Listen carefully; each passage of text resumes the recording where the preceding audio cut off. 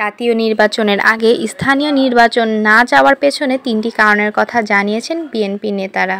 এদের মূল লক্ষ্য হলো নির্বাচনটা পিছিয়ে দেওয়া, আর তারা যে ছাত্রদেরকে নিয়ে যে একটা রাজনৈতিক দল করতেছে তাদেরকে সময় দেওয়া, যারা তারা গুছিয়ে নিতে পারে। আর তাদের তো কোনো ক্যাডার নেই, একবার স্থানীয় সরকার নির্বাচন করে দিলে এই মেম্বার চেয়ারম্যান এরাই তাদের ক্যাডার হবে, এরাই তাদের দলকে ধরে রাখবে, এই উদ্দেশ্যে এইসব কথা বলে। কোনো মহৎ উদ্দেশ্য এদের নাই।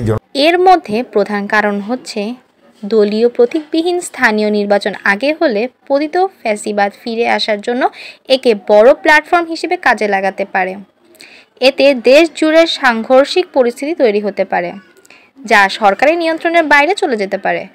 তাতে জাতীয় নির্বাচন বিলম্বিত হতে পারে।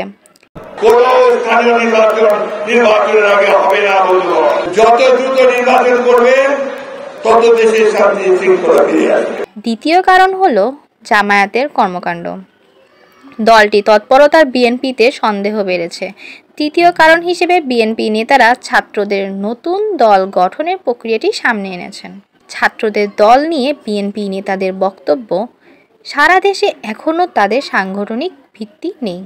আগে স্থানীয় নির্বাচন হলে তারা প্রার্থী দেবে, স্বাভাবিকভাবেই তখন সাংগঠনিক ভিত্তি দাঁড়িয়ে যাবে ছাত্রদের দলটির।